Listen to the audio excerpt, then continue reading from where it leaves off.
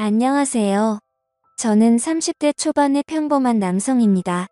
오늘 제가 이렇게 글을 올리게 된 이유는 제 인생에 있어서 너무 충격적이고 큰 경험담을 들려드리기 위해서입니다.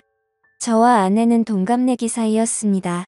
대학교를 같이 다니면서 아내를 만나게 되었고, 저희는 캠퍼스 커플을 하면서 아주 오랜 연애 끝에 결혼을 했습니다. 연애 시절 저희는 밤낮으로 사랑을 속삭이며 누구보다 뜨겁게 예쁜 사랑을 나누었고, 결혼 이후 아내와 사랑하는 방식은 많이 달라졌겠지만 세상 그 누구보다 제게 아내는 소중한 존재였습니다. 나름대로 저도 아내도 능력은 부족하지 않았기에 양가 어른분들께 큰 도움 없이 결혼 생활을 시작했고, 저는 아내를 위해 그리고 앞으로의 행복한 미래를 꿈꾸면서 가족을 위해 헌신을 다하며 살았습니다.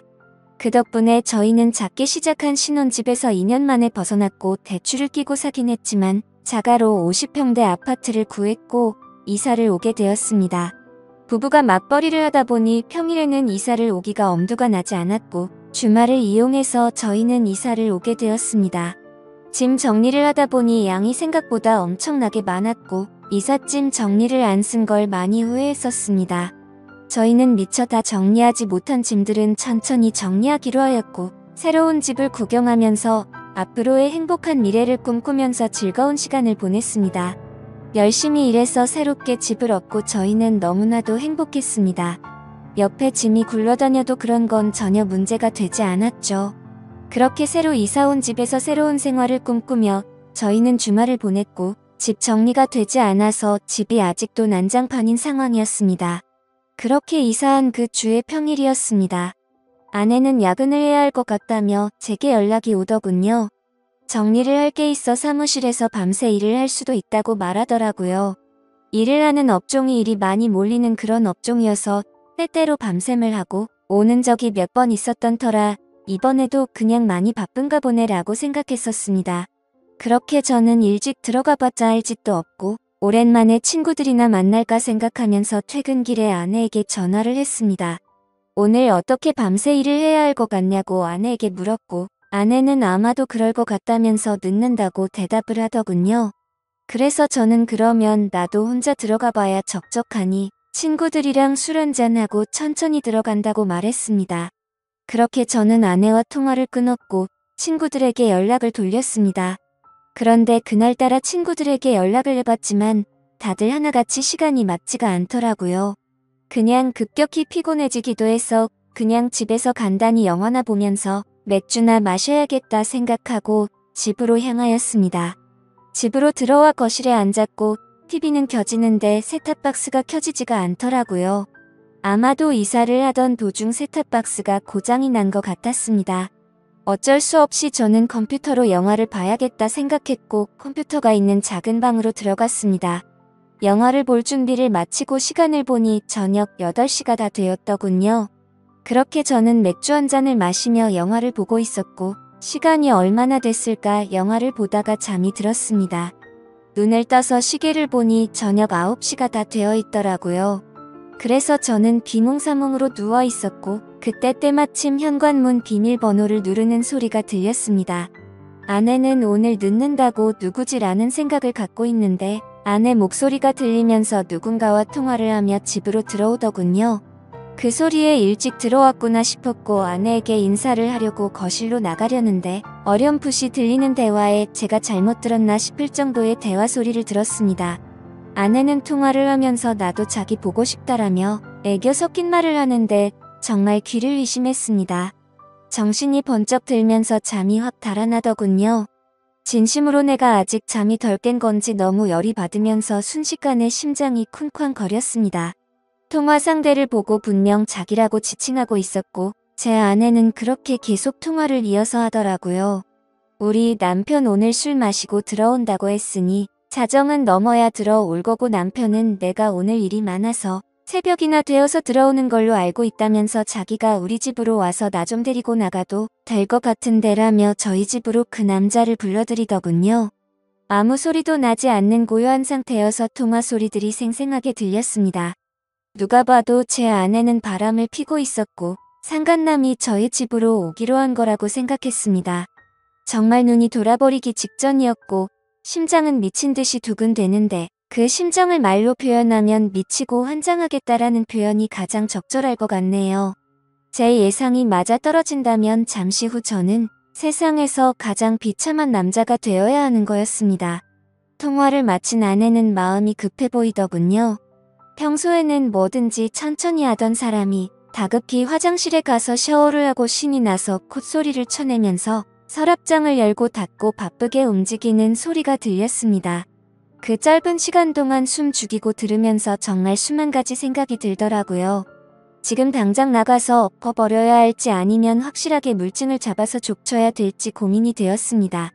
지금 나가서 따지면 친구랑 장난처럼 통화했다고 둘러대면 할 말도 없을 테고 내심 저는 그 말을 듣고 싶었고 그게 현실이길 간절히 바랬습니다. 제가 생각하는 모든 게 오해였길 바랬고 지금 제가 나가면 제가 가지고 있는 의혹들을 아내가 풀어줬으면 하는 마음이었습니다. 짧지만 신중하게 생각을 했고 이대로 의심을 갖고 살 수는 없었기에 확실하게 무슨 일인 건지 알아야겠다고 판단을 내렸습니다. 그래서 저는 어떤 사람이 저희 집으로 오는 건지 확실히 알고 싶어서 조용히 기다렸습니다. 아내가 준비를 하고 있는 사이 저는 방에서 제가 마시고 있었던 맥주 캔들을 치우고 컴퓨터를 끄고 벗어둔 셔츠는 옷장으로 집어넣으면서 제가 집에 들어왔었던 흔적들을 정리를 했습니다. 그 방 안에는 아파트에서 기본 제공되는 붙박이 옷장이가 있었습니다. 그 옷장에는 옷이 별로 많지가 않아서 제가 들어가기에는 충분했고 저는 조용히 옷장 문을 열고 그 안으로 들어갔습니다. 그리고 나서 아주 조용히 숨을 죽이고 모든 신경을 소리에 집중해서 듣고 있었습니다. 그렇게 옷장에서 웅크리고 앉아서 듣고 있자니 정말 이게 무슨 짓거리인지 싶고 더욱 더 비참해지는 제 모습에 마음 울컥 올라오더라고요. 지금이라도 당장 나가서 엎어버리고 싶은 걸 몇 번이나 참았는지 모릅니다. 한참을 그렇게 제 스스로와 싸우면서 기다리고 있었고 저희 집에 초인종이 울렸습니다. 현관문이 벌컥 열리는 소리가 들렸고 뒤이어서 굵은 목소리의 남자 목소리가 들려오더군요. 그 남자가 신발을 벗고 저희 집으로 들어오는 소리가 들렸습니다. 저는 제 예상이 맞구나 생각을 했고 그 사람은 단순한 친구는 아닌 것 같다고 생각이 들었습니다. 집으로 들어온 남자의 역겹고 불쾌한 목소리는 울려 퍼졌고 주방에서는 그릇이 달그락거리는 소리가 들리면서 뭔가 분주해 보이더군요. 그 정신나간 놈은 새로 이사온 집 구경을 한다고 여기저기 문 열어보고 아주 난리가 났더군요. 제가 숨어있던 작은 방문도 여는 소리가 들렸고 당장이라도 문 열고 나가면서 패버리고 싶은 마음이 굴뚝 같았습니다. 잠시 후 그놈은 거실로 나갔고 제 아내와 대화를 하더군요. 집은 남편이 산 거냐고 물으면서 아무리 남편이 샀어도 명의는 자기 앞으로 하라며 그딴 헛소리를 짓거리더군요. 그런데 문제는 그 둘의 대화 내용이 참으로 역겹고 가관이었습니다. 한두 번의 만남으로 그따위 대화가 오갈 수가 없었습니다. 그 상간놈은 자기나 커피도 한 잔 안 주냐고 물었고 아내는 남편이 혹시라도 일찍 들어올지도 모르니까 빨리 나가자고 재촉하더군요. 그러자 남편 걔가 뭐가 그리 무섭냐고 걱정 말라면서 지가 만나면 혼쭐 내준다면서 책임진다고 하더라고요.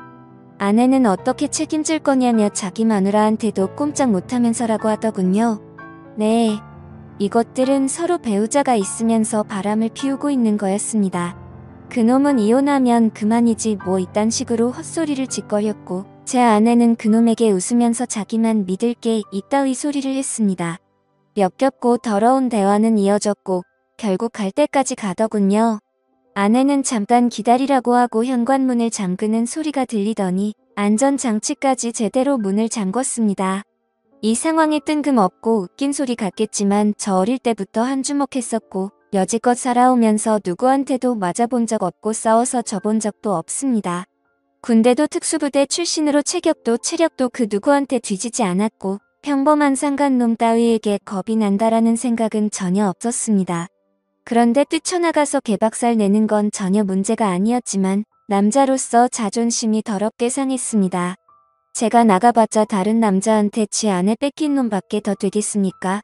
그리고 지금 나가면 무조건 제 아내하곤 끝이라는 생각이 들었고 지난 추억이 눈앞에 아른거리면서 쉽게 행동으로 옮기는 게 어려웠습니다. 체격도 다부진 남자가 옷장 안에 숨어서 이딴 상황을 조용히 듣고 있다니 정말 비참하고 웃기지 않나요? 저는 숨을 죽이고 갈등을 하고 있는데 이것들은 정말 가슴을 후벼 파더군요. 온몸에 소름이 돋았고 허탈함에 힘이 빠졌습니다.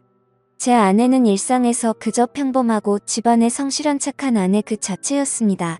결혼한 부부간에도 항상 수줍음이 많았고 소극적인 성격에 대학 시절 처음 만났을 때는 플라토닉 사랑을 좋아한다고 했었습니다. 그런데 지금 이곳에 있는 제 아내가 그 오랫동안 만났던 여자가 맞나 싶었고 제가 알던 사람과는 절대 다르다고 생각됐습니다. 아무튼 그 이상은 참을 수가 없었고 저는 작은 방에서 나와 천천히 안방으로 향했습니다. 제 분노는 극에 달했습니다. 지금 생각해보면 오히려 침착했던 걸지도 모르겠네요. 너무 현실성이 떨어지다 보니 그랬던 건지 어떤 마음이었는지 제 스스로도 잘 모르겠네요. 저는 최대한 침착하게 마음을 다잡았습니다.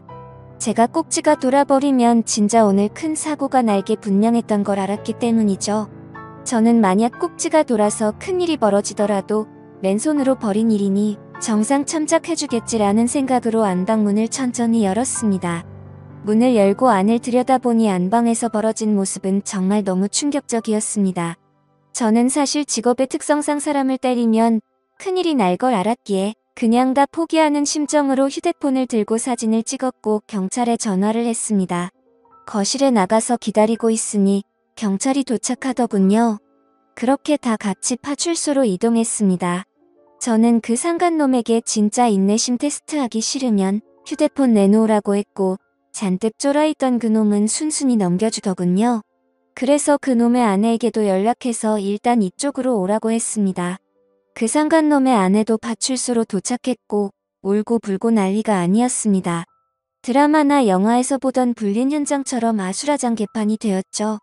아무튼 여차저차 상황 정리는 끝마쳐졌고 다음날 아내에게 합의 이혼서를 들고 가서 도장을 받았습니다.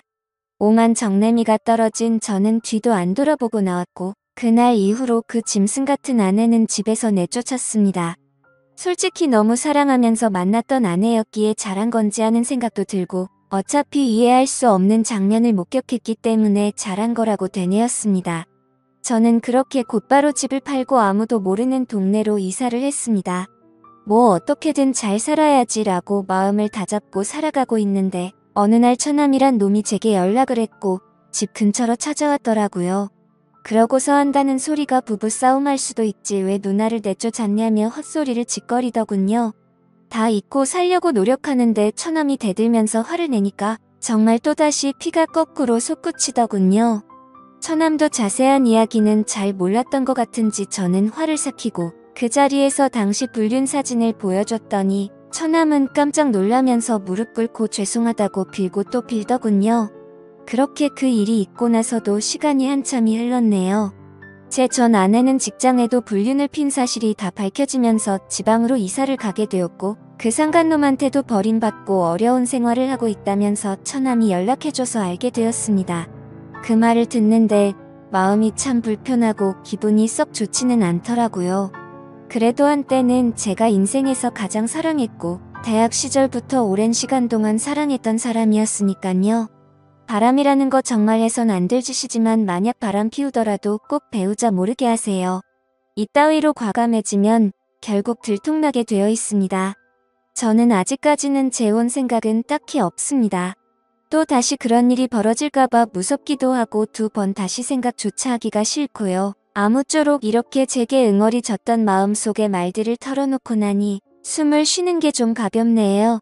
사실 제가 잘 대처한 건지 그때 참고 넘어갔던 게 술을 마실 때마다 후회도 되고 생각도 나지만 그때 당시의 감정에 앞서서 사고를 쳐봤자 지금의 제 인생은 없었을 거란 생각에 그나마 현명하게 하지 않았나 스스로 위안을 삼습니다. 어차피 한 번 사는 인생 그런 여자와 더 오래 만나지 않고 빨리 알게 돼서 다행이라고 생각하려고요. 이런 막장 같은 일들도 제 인생에 있어서 그저 일부라고 생각하면서 살아가려고 합니다. 감사합니다.